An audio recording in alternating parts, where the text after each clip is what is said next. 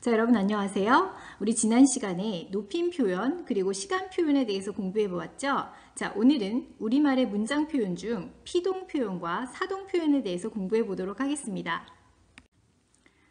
자, 여러분들 피동 표현을 알기 위해서는 먼저 능동 표현이 무엇인지 알아야 합니다. 능동 표현과 피동 표현은 짝을 이루는 것으로 항상 같이 여러분이 공부해야 할 내용입니다. 자, 능동 표현은 주어가 동작을 스스로 하는 것을 능동이라고 합니다. 자, 그리고 이렇게 이것을 문장으로 나타낸 것을 능동문이라고 하죠. 그래서 예를 들면 주어가 고양이가 쥐를 잡았다. 주어가 고양이죠. 자, 고양이가 동작, 잡았다라는 동작을 직접 하고 있죠. 자, 이것을 우리가 능동 표현이라고 합니다. 자, 그렇다면 피동 표현은 무엇일까요? 네, 피동 표현은 주어가 다른 주체에 의해서 어떤 동작을 당하게 되는 표현을 피동이라고 합니다. 자, 이런 피동을 나타내는 문장을 피동문이라고 하죠. 예를 들어서 쥐가 고양이한테 잡혔다 해서 주어가 쥐가. 자, 쥐가 어떤 주체에 의해서 동작을 당했죠. 네, 고양이에게 잡힘을 당했습니다. 자, 이럴 때 이런 것을 우리가 피동 표현이라고 합니다. 능동과 피동 모두 다 주어를 기준으로 한다는 것을 여러분 잊으면 안 되겠습니다. 자, 능동과 피동은 같이 짝을 이루어서 여러분 같이 생각해야 하는 표현이라고 했는데요. 자, 능동문을 앞에서 본 것처럼 우리는 피동문으로 바꿀 수가 있습니다. 자, 그렇다면 능동문을 어떻게 피동문으로 바꿀까요? 네, 두 가지 방법이 있습니다. 첫 번째는 능동문, 용언의 어간에, 자, 여러분 용언의 어간이란 용언, 동사와 형용사에서 변하지 않는 부분, 뼈 뿌리 부분을 어간이라고 하죠. 자, 이렇게 용언의 어간에 피동 접사를 붙이게 됩니다. 자, 여러분 피동 접사에는 이히리기라는 것이 있습니다. 자, 이것은 좀 기억을 해야 할 것입니다. 아까 잡다를 피동문으로 어떻게 만들었나요? 잡히다, 히를 넣었죠. 자, 이렇게 능동문을 피동문으로 만들 때에는 피동 접사를 용언의 어간에 붙여서 만듭니다. 자, 두 번째는 능동문 용언의 어간에 되다, 어지다, 뭐뭐게 되다 라는 긴 긴 표현을 사용해서 피동 접사보다는 긴 표현이죠. 자, 이런 긴 표현을 사용해서 피동문을 만들게 됩니다. 자, 그렇다면 이 피동 표현을 사용하는 이유가 뭘까요? 네, 피동 표현을 사용하는 이유를 한번 알아보겠습니다. 자, 피동 표현은 주체가 동작을 당한 것을 강조하는 표현입니다. 자, 그럴 때 우리가 피동 표현을 사용하게 되는데 예를 가지고 한번 살펴볼까요? 네, 능동문 경찰이 도둑을 잡다. 자, 주어가 스스로 행동을 했죠. 이것은 능동문입니다. 경찰이 도둑을 잡다. 자, 이때 강조가 되는 것은 바로 잡은 것은 경찰이다 라는 뜻이죠. 그래서 경찰이가 강조됩니다. 자, 이럴 때는 능동문을 사용하는데, 자, 이것을 피동문으로 한번 바꿔보겠습니다. 그러면 도둑이 경찰에게 잡히다 라는 문장이 되죠. 도둑이 경찰에게 잡히다 라는 문장이 됩니다. 자, 잡다의 히라는 피동 접사를 사용해서 피동문을 만들었는데, 자, 이때는 무엇이 강조가 되냐면 바로 도둑이가 강조가 됩니다. 자, 그래서 강조하고자 하는 바가 무엇이냐에 따라서 주어를 놓게 되고 그 주어에 따라서 서술어가 결정되는 거죠. 그래서 도둑이처럼 동작을 당한 사람을 주어로 놓을 때는 우리가 피동문을 써야지 좀 더 적절한 문장이 되겠습니다.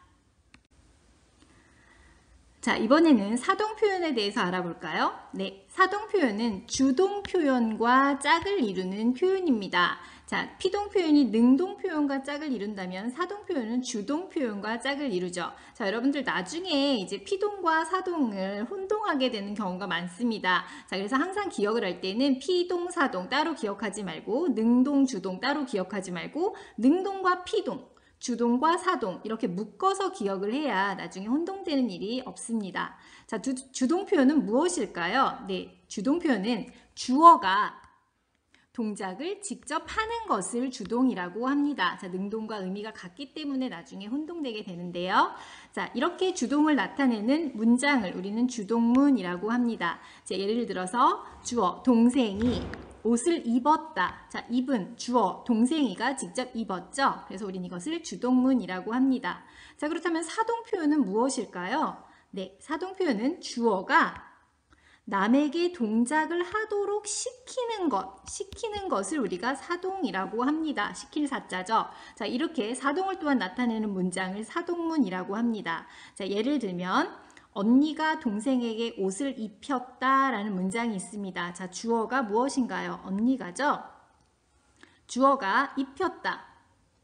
동생에게. 자, 언니가 입은 것이 아니라 누군가에게 옷을 입게 했거나 또는 언니가 직접 동생에게 옷을 입혔겠죠. 자, 이렇게 주어가 다른 사람에게 동작을 하도록 시키는 의미를 담은 문장을 우리는 사동문이라고 합니다. 자, 그럼 주동문을 사동문으로 바꾸는 방법에는 뭐가 있을까요? 네, 능동문과 피동문의 관계와 같습니다. 자, 무엇인지 볼까요? 세 가지 방법이 있네요. 첫 번째, 주동문 용언의 어간에 사동 접사를 붙이게 되죠. 자, 사동 접사는 그런데 피동 접사보다 종류수가 많네요. 자, 피동 접사가 이희리 기라면 사동 접사는 이희리기 우구추 이렇게 7개의 사동 접사가 있습니다. 자, 두 번째는 주동문 용언의 어간에 뭐뭐 개하다를 붙여서 우리가 또한 사동문을 만듭니다. 자, 그리고 사동이 시키다라는 의미를 가졌기 때문에 명사에 시키다를 붙이는 경우도 있습니다. 자, 그렇다면 우리가 사동 표현을 또한 사용하는 이유가 무엇일까요? 네, 사동 표현을 사용하는 이유에 대해서 한번 살펴보도록 하겠습니다. 자, 사동 표현은 주체가 대상에게 동작을 시키는 것이라고 했습니다. 그래서 대상에게 동작을 시키는 역할을 강조하는 의도가 담긴 표현입니다. 자, 주동문 종이가 물에 뜨다 라는 문장이 있죠. 자, 이때는 뜨다 주동이죠. 종이배가 직접 물에 떠 있는 것이죠. 그래서 종이배를 강조하고자 할 때는 종이배의 동작을 강조하고자 할 때는 이렇게 주동문을 사용할 수 있지만 자, 누나가 종이배를 띄우다 누나가 종이배를 띄웠다 라는 문장이 있을 때 이때는 띄운 사람 누나가를 강조하게 되죠. 이때 누나의 역할을 강조하기 위해서 우리는 사동문을 사용하게 되는 거죠. 자, 주동문을 사동문으로 바꿀 때 어떤 방법을 사용했나요? 그렇죠. 뜨다라는 뜻, 용언의 어간에 자, 우라는 사동 접사를 집어넣어서 우리가 사동문을 만들었죠. 자, 여러분 오늘 피동 표현과 사동 표현에 대해서 알아봤는데요. 자, 피동 표현과 사동 표현은 매우 혼동되는 표현입니다. 그리고 쉽지 않은 표현입니다. 자, 우리가 수업 시간에 만나서 좀 더 피동 표현과 사동 표현을 좀 더 깊이 있게 공부해 보도록 하겠습니다. 자, 여러분 수고 많았습니다.